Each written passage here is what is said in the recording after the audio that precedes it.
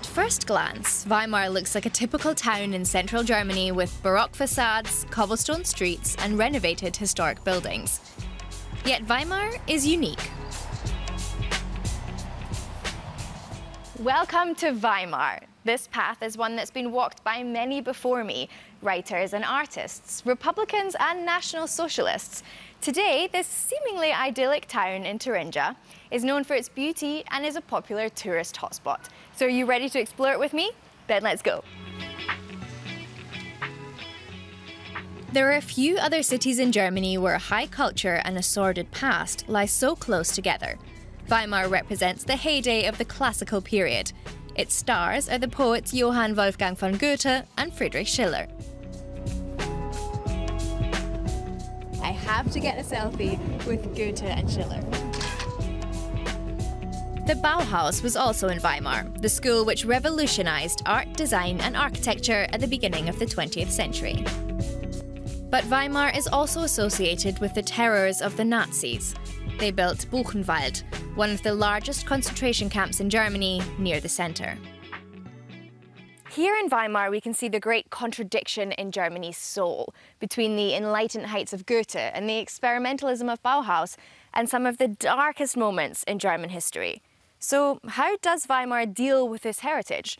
Well, that's hopefully what I'm going to find out today. Let's start in a very idyllic way. My first stop is the Park on the Ilm, the park, so to speak. This is where the story of classical Weimar begins.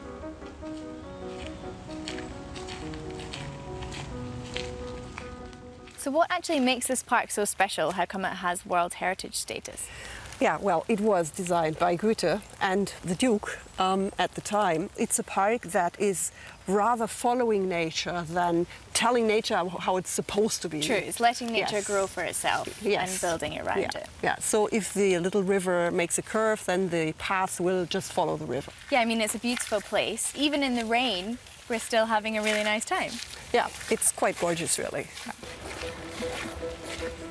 In the Enlightenment period of the 18th century, Weimar attracted numerous artists. In 1776, the already famous poet Johann Wolfgang Goethe moved into this house, which was given to him by Duke Karl August. With the help of Goethe, August gradually turned this rather small residential town into a cultural stronghold.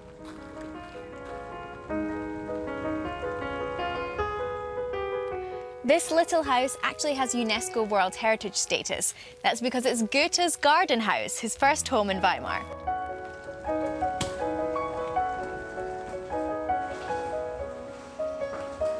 For 6 years, Johann Wolfgang Goethe lived and worked in this house, until he later moved to a larger apartment in the centre of Weimar.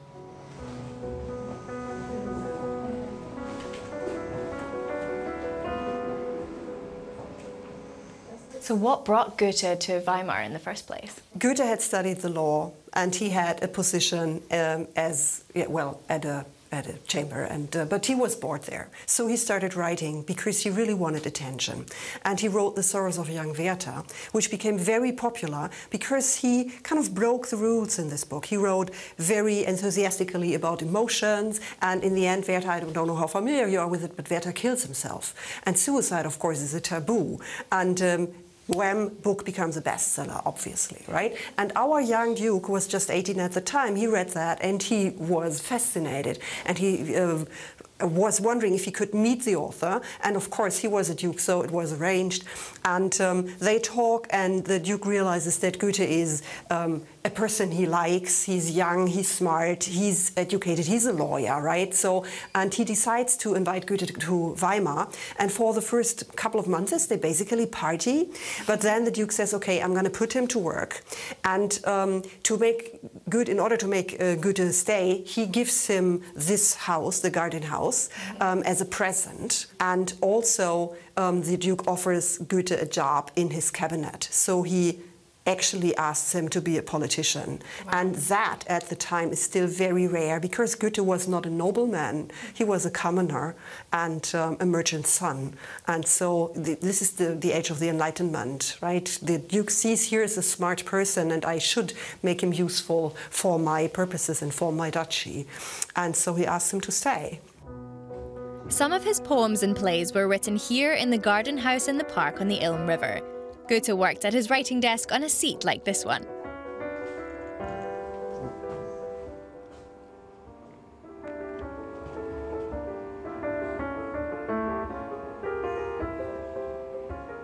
This one here is super short. Yes, this is one of the short messages that Goethe sent to his, well, his love. I mean, Charlotte, she was married, so, but he was really inflamed for her. So, yeah, and she lived really just across the river. Okay. And they used to send short messages. I mean, it's really very much like the way we do today, like 160, like a tweet or something. Or a text. Yeah. And then he would have the messenger boy would literally wait downstairs until he had answered, and then he would send him again, and then he would sit here and wait for the messenger boy to return to bring him an answer before nightfall. So it's much more romantic than sending a text. Absolutely. Oh yeah, it is. But I think more expensive too, because you have to give something to the messenger boy. I mean, it's like 20 cents, is it? Yeah.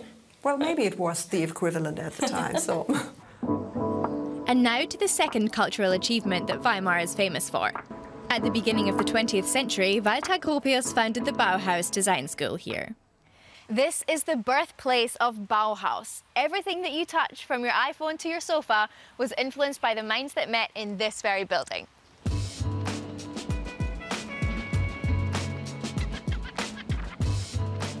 In the main building of the Bauhaus University Weimar, you'll find a Bauhaus-style staircase. And the office of Walter Gropius, the founder of the Bauhaus. Who actually was Gropius? Walter Gropius was an architect, and he was offered the post of headmaster at the Arts and Crafts School in 1915. But of course, at that time, it was the Great War, so Gropius wasn't able to take up the position. And after the war, he comes back to Weimar, or he writes to Weimar, and says, how about that job? Is that still available? And by that time, he has, together with his colleagues, they have developed ideas how to reform the education for young architects or young artists. He combines the Arts and Crafts School and the School for Fine Arts. Okay. And he forms a school that is based on workshops. So they work in the workshops in the morning, but in the afternoon it's the theory lessons that make all the difference. Those are taught by the most famous painters of the day, Leonhard Feininger, Paul Klee, Wassily Kandinsky. It's the really big names, and they all come to Weimar because the idea of the one school where you can become a craftsman, an artist, or an architect, that's appealing to everyone. What would you say Bauhaus stands for? It is very difficult, really. I mean, I said something already. The Bauhaus at that time as a school tries to develop prototypes for new products, for new technologies. But in its simplest form. In its simplest, yeah, well, form follows function. I mean, they're not the first to say that, but this is what is really important to them. And if you look at, for example, the chair or the desk, it is really very simple, and functioning is the main thing. It's not about design necessarily. It's about being practical, being affordable to a, you know, like a wider group of people, not too expensive, and being durable. This is, after all, the time after the First World War. Materials are rare, and people have to, you know, be thrifty and not spend so much. So they also try to reduce the material. They don't add any ornaments if they're not necessary, because it would be a waste of material. All right, now it's time for the last and admittedly most difficult part of my trip to Weimar. Just outside the city centre is the Buchenwald Memorial. The concentration camp operated for almost 8 years until its liberation in April 1945. A total of 266,000 people were imprisoned here. It's so quiet here already. It already feels like we're stepping into a different world. Although Buchenwald wasn't an extermination camp, many prisoners were still murdered by the SS or died from the inhumane working and living conditions. So this is where the barracks would have been. This is an example. So you see the outline, and all the barracks where the prisoners lived in the camp were demolished, but they kind of left markers for us. So they put up this coal rubble here, so we can see where the barracks were. Kind of as a memorial. Yes. Yes, yeah, and I think also, so you can, when you visit the site, you can imagine what it looked like, or try to imagine what it looked like. So it's a better visual, impact, really. Mm-hmm. For me, one of the most haunting places in the memorial is the crematorium. It's estimated that 56,000 people lost their lives in Buchenwald. Oh yeah, this room certainly has a strange atmosphere to it. Yeah, so this is where the people were cremated. I mean, some were killed, some just died of exhaust, or some had diseases, and generally they were not very well nourished, and so a lot of people died here because also they had to work very hard. And then they would be brought to this place, and you can see how efficient they try to deal with this mass of dead bodies, really. They had these carts on these rails, so they would put the body up there, and then they could push it into the into the oven. And you also have these little pits down there, so after everything was burned, they could sweep out the ashes very efficiently.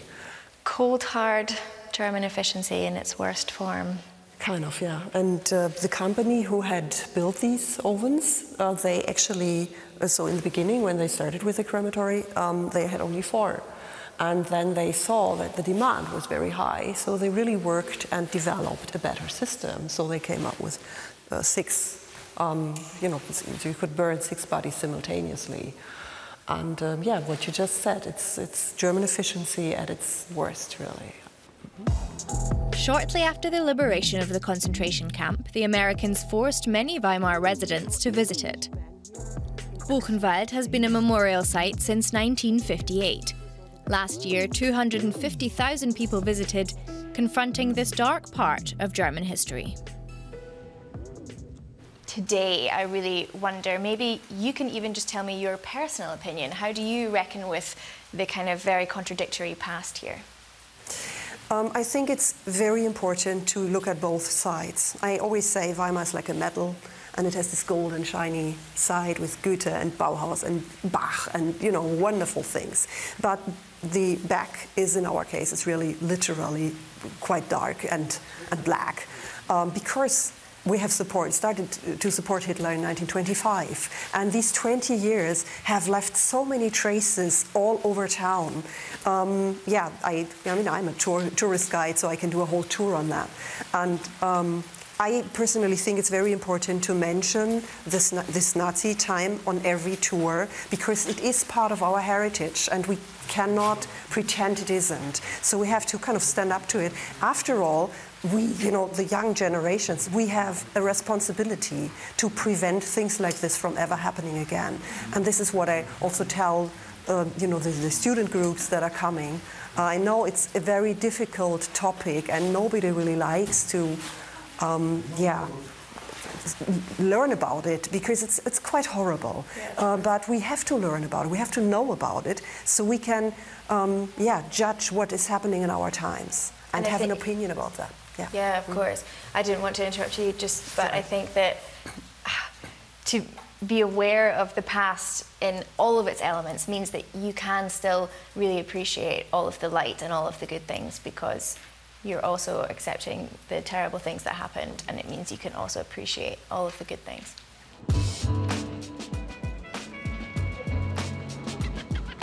The tension between the positive and negative aspects of history is found again and again in Weimar. Goethe himself stayed here at the venerable Hotel Elephant, but so did Adolf Hitler. He liked to stay here frequently. Now it's time to grab some food. Hey! Hi, I'd love to try a typical Thuringian sausage.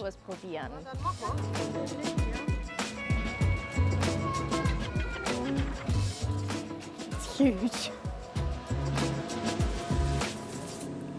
All right, let's see if the famous Thuringian bratwurst lives up to the hype.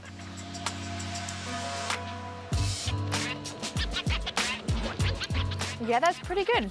Kind of spicy. It's good. Of course, there's no easy way to explain how Weimar reckons with its heritage. Perhaps the coexistence of high culture and Nazi history is actually a reason to look further into the town. Weimar doesn't try to cover up its past. In fact, it encourages visitors to learn about some of the darkest moments in German history. And it's a beautiful place to visit today.